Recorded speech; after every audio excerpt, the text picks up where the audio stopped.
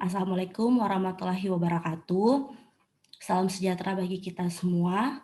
Pertama-tama yang saya hormati Pak Mas Agus dan Pak Yuga selaku dosen Geoteknik Tambang.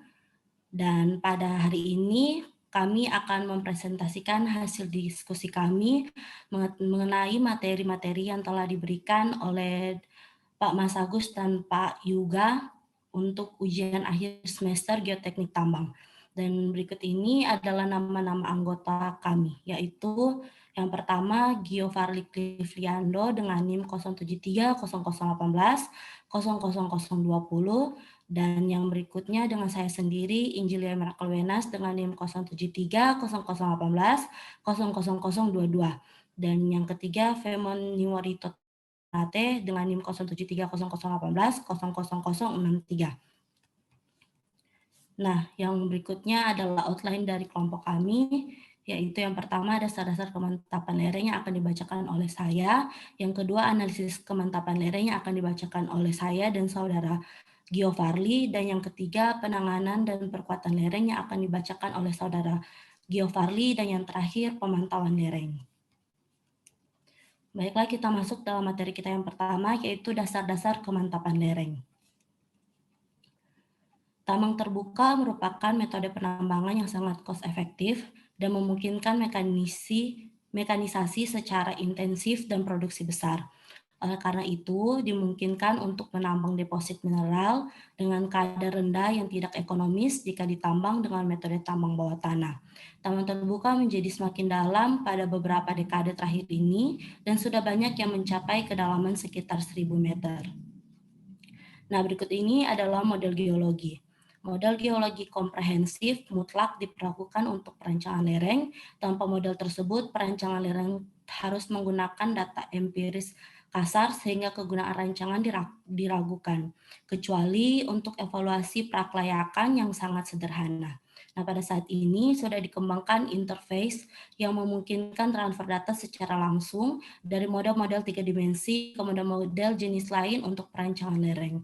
Dan harus dimungkinkan untuk mentransfer langsung informasi geometri dan geoteknik dari model geologi 3 dimensi menjadi model-model kesetimbangan batas dan numerik untuk analisis kemantapan lereng, seperti pada gambar yang ada di sebelah kiri ini. Untuk berikutnya, pengumpulan data geologi dan geoteknik. Titik awal dari semua pekerjaan mekanik batuan adalah database geologi yang menjadi dasar untuk informasi jenis batuan, bidang-bidang diskontinu, dan sifat-sifat batuan. Data geologi dasar yang umumnya diperlakukan adalah litologi regional dan lokal, informasi struktur dan hidrogeologi, pemberian inti rinci, dan foto-foto setiap waktu dapat diinterpresentasikan oleh seorang engineering geologis. Dan di sebelah kiri adalah gambar data geologi dasar, dan di atasnya lagi adalah contoh pemberian log lubang bor geoteknik. Dan berikutnya pengumpulan data geologi dan geoteknik.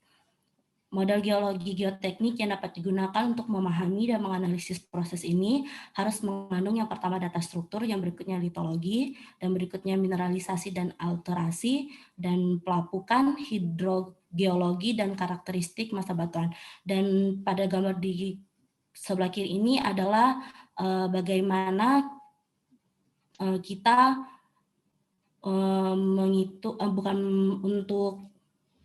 mengukur membuat data geologi di lapangan. Dan berikutnya peranan struktur mayor. Kestabilan lereng besar akan dikontrol oleh bidang diskontinu mayor, batas litologi, bidang pelapisan, dan juga patahan. Pemetaan struktur ini pada saat telah terpapar pada lereng digunakan untuk memperbaharui model geologi. Peran struktur mayor rancangan lereng ke dalam terbagi ke dalam dua kategori, yaitu yang pertama, rancangan yang berhubungan dengan longsor akibat struktur, dan yang kedua, rancangan yang berhubungan dengan longsor akibat pelemahan massa batuan. Dan yang berikutnya, perkiraan kekuatan massa batuan. Penentuan kekuatan massa batuan merupakan kekurangan utama dalam praktek perancangan lereng batuan. Kebanyakan perancangan lereng menggunakan kriteria failure untuk memperkirakan kekuatan geser massa batuan pada blok atau domain yang didefinisikan oleh fitur struktur mayor, misalnya patahan.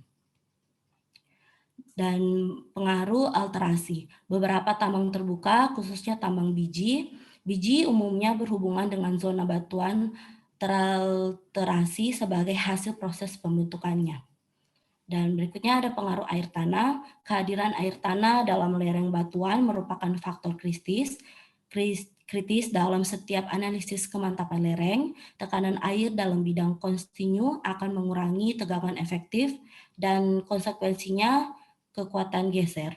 Model air tanah yang baik merupakan komponen penting dalam perancangan lereng yang besar. Berikutnya ada kerusakan akibat ledakan. Dalam hal peledakan produksi skala besar, kerusakan akibat peledakan dapat sampai berpuluh meter ke massa batuan di belakang muka lereng karena retaknya batuan dan terbukanya kekar akibat beban dinamik peledakan. Nah, di sebelah kanan ini ada gambar-gambarnya, yaitu yang pertama jenjang hasil peledakan produksi normal, yang kedua jenjang hasil peledakan pre-split, dan yang ketiga kerusakan lereng akibat peledakan. Nah, untuk metode-metode untuk mengurangi kerusakan akibat peledakan, yaitu yang pertama mengontrol jumlah bahan peledak yang meledak per waktu tunda, dan yang kedua pre-splitting, dan yang ketiga smooth blasting, buffer blasting. Untuk berikutnya adalah perencanaan lereng. Kekuatan geser tanah batuan bersumber dari dua komponen, yaitu yang pertama sudut gesek dalam dan yang kedua kohesi. Dan berikutnya adalah manajemen lereng. Pada setiap tambang terbuka, sejumlah ketidakmantapan lereng dapat terjadi di sejumlah lokasi pada waktu tertentu. Ketidakadaan ketidakmantapan merupakan tanda dari rancangan lereng yang terlalu konservatif dan juga menunjukkan manajemen tambang yang tidak efisien. Oleh karena itu, mutlak diperlakukan yang pertama data yang sesuai dikumpulkan, dan yang kedua analisis yang sesuai dilakukan, yang ketiga rancangan lereng secara jelas disampaikan dan dimengerti oleh perencana tambang dan operator, dan yang keempat program pemantauan lereng yang baik dilakukan untuk pemantauan lereng selama umur tambang. Dan untuk materi yang kedua adalah analisis kemantapan lereng. Kemantapan lereng atau slope stability sangat dipengaruhi oleh kekuatan geser tanah untuk menentukan kemampuan tanah menahan tekanan tanah terhadap keruntuhan. Analisis stabilitas lereng didasarkan pada konsep keseimbangan batas plastis, ataupun maksud analisis stabilitas lereng adalah untuk menentukan faktor aman dari bidang longsor yang potensial. Dan kedua, kuat geser tanah. Kuat geser tanah atau batuan adalah kemampuan tanah melawan tegangan gesek yang terjadi pada saat terbebani.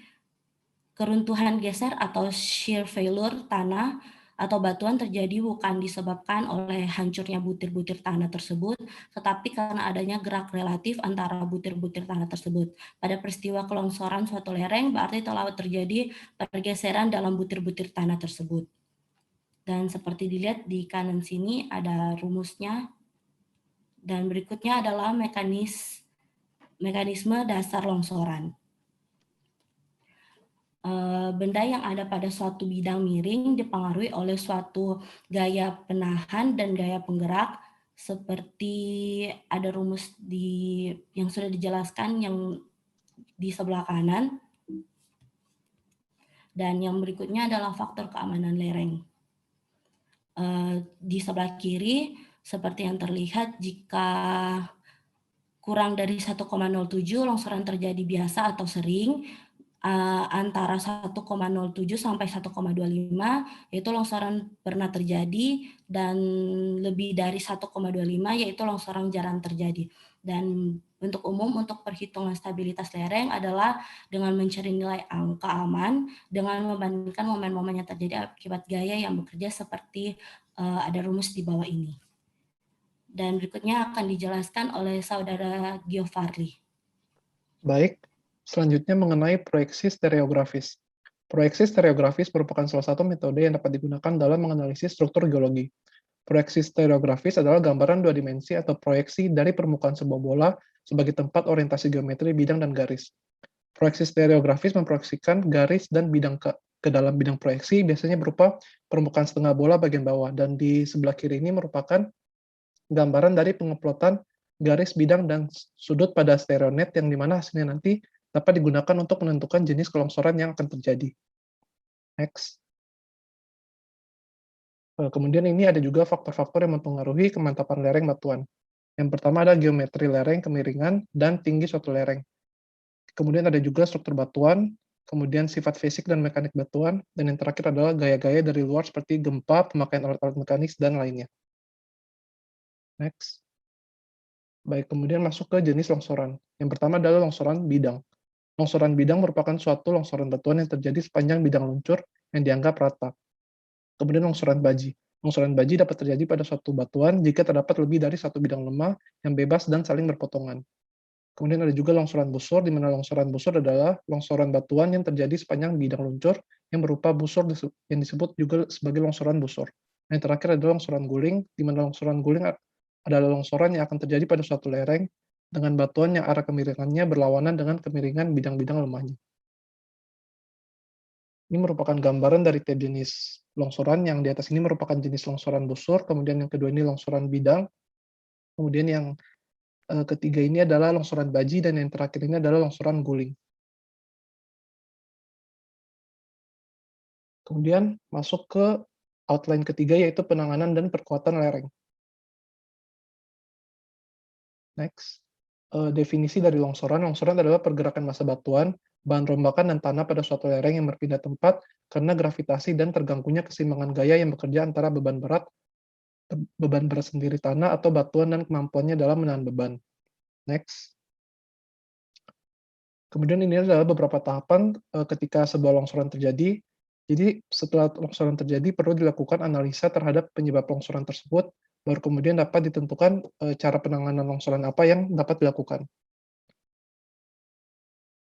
Kemudian penyebab dari longsoran adalah perubahan faktor keamanan, di mana perubahan faktor keamanan ini dapat dipengaruhi oleh beberapa hal. Yang pertama adalah karakteristik material, di mana saat kohesi turun maka R juga akan turun, dan ketika kohesi naik R juga akan naik. Ketika tan sudut geser turun, R turun, dan ketika tan sudut geser naik, R juga akan naik. Jadi semakin rendah kuat geser material akan semakin tinggi faktor keamanan, dan juga sebaliknya. Kemudian yang kedua ada juga tekanan air. Tekanan air atau U akan memberikan uplift force U, di mana sama dengan U dikali A. Gaya normal menjadi W cos alpha dikurangi U, dan ketika gaya normal turun, R juga turun. Jadi adanya tekanan air akan menyebabkan FK turun. Kemudian gaya luar. FH sin alfa mengurangi gaya normal dan mengurangi gaya penahan. FH cos alfa menambah gaya penggerak. Jadi adanya gaya luar akan mengurangi faktor keamanan. Next. Kemudian ada juga tekanan air dalam tension crack, di mana U mengurangi gaya normal dan mengurangi gaya penahan. V menambah gaya penggerak. Jadi adanya tekanan air dalam tension crack akan mengurangi faktor keamanan.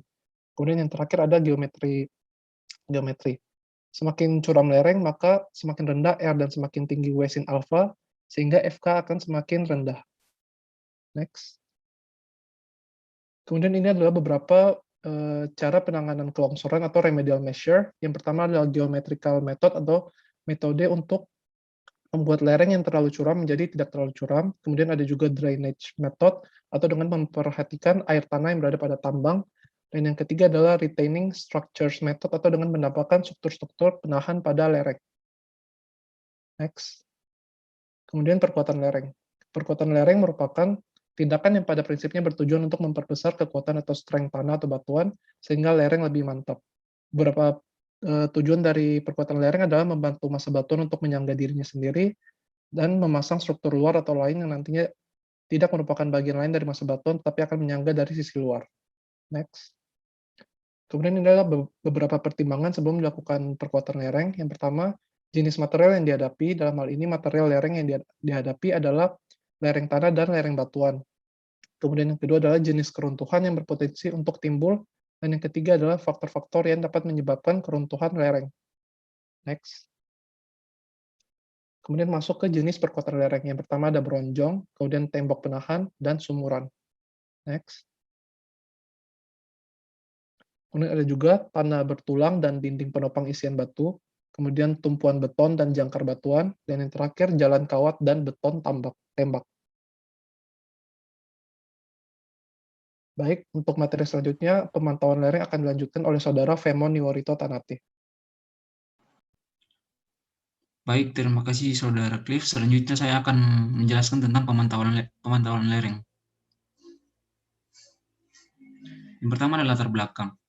Lereng yang dirancang dengan sangat berhati-hati sekalipun tetap mempunyai kemungkinan untuk menjadi tidak mantap. Karena yang pertama, asumsi penyederhanaan dari karakteristik basa batuan yang kompleks.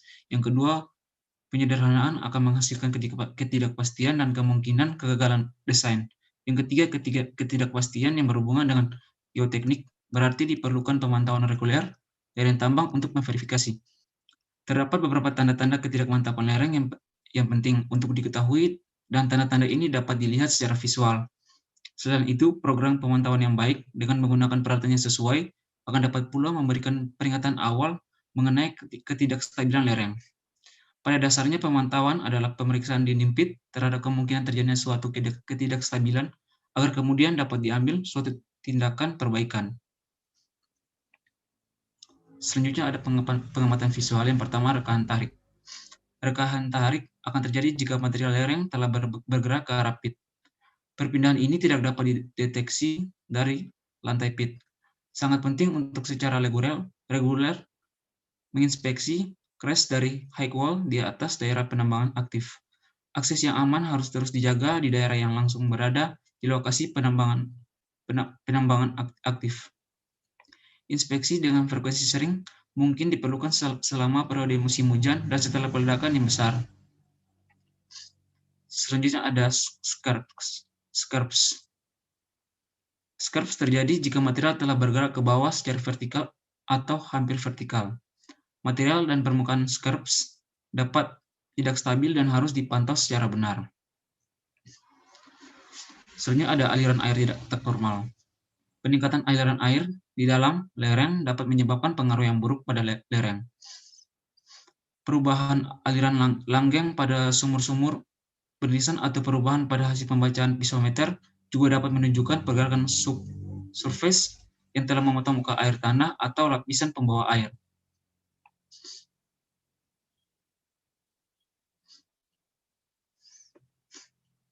Selanjutnya ada pelendutan atau rayapan. Muka lereng yang melendut mengindikasikan adanya rayapan atau pergerakan surface perlahan-lahan dari lereng. Indikator lain dari terjadinya rayapan adalah dengan melihat vegetasi pada area penambangan, misalnya pergerakan pohon pada keras lereng. Selanjutnya ada langkah-langkah dari pemantauan dengan instrumen. Yang pertama, memahami mekanisme penyebab terjadinya ketidakstabilan. Yang kedua, menetapkan dan memprioritaskan data geoteknik yang dipakai. Yang ketiga, menetapkan lokasi pemantauan. Yang keempat, memprediksi besar pergerakan dan parameter-parameter lainnya pada lokasi tersebut. Yang kelima, membuat anggaran instrumentasi. Yang keenam, memilih instrumen yang digunakan berdasarkan langkah 1 sampai 5 di atas. Selanjutnya ada pertimbangan. Ketika memilih instrumen, gabungkan beberapa tingkat redundansi dalam sistem untuk memeriksa ulang kinerja instrumen dan mengeliminasi kesalahan. Peralatan otomatis pada umumnya lebih akurat dari peralatan manual. Sistem otomatis juga menyediakan fleksibilitas dalam tingkat pengambilan data.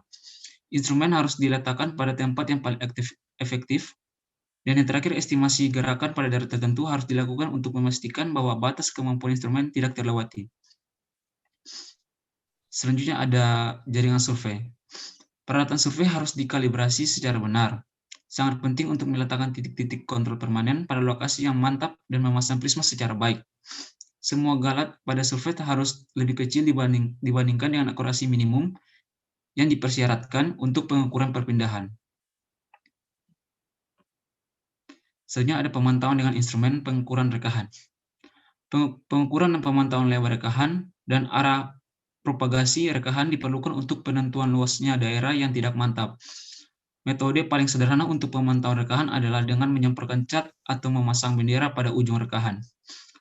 Metode apapun yang dipilih untuk pengukuran rekahan, peralatan harus ditandai dengan tanggal pemasangan dan dapat menunjukkan besar dan arah pergerakan. Selanjutnya ada pemantauan dengan instrumen Wireline Extensometer. Rangkaian umumnya terdiri dari atas kabel yang diankoret pada bagian lereng yang tidak mantap. Kabel dibentangkan di atas pulai dan ditegangkan dengan pemberat pada ujung kabel yang lain. Pemberat akan bergerak dan perpindahan dapat direkam baik secara manual maupun elektronik. Panjang kabel extensometer sebaiknya tidak lebih dari 60 meter untuk meminimalkan pelendutan. Selanjutnya ada pemantauan dengan instrumen inclinometer. Inclinometer terdiri atas sebuah casing yang dipasang ke dalam tanah melalui area yang diperkirakan bergerak. Ujung casing diasumsikan tidak bergerak sehingga profil dari perpindahan lateral dapat dihitung. Selanjutnya ada pemantauan dengan instrumen Time Domain Reflectometer. Time Domain Reflectometer atau TDR merupakan sebuah teknik di mana pulsa-pulsa elektronik dikirimkan sepanjang sebuah kabel koaksial yang sudah digrounded di dalam sebuah lubang bor. Jika terjadi deformasi atau kabel putus, sebuah signal akan dipantulkan yang memberikan informasi mengenai deformasi sub permukaan dari massa batuan. Demikian materi yang dapat kami paparkan dan kami sampaikan. Kurang lebihnya mohon maaf. Wassalamualaikum warahmatullahi wabarakatuh.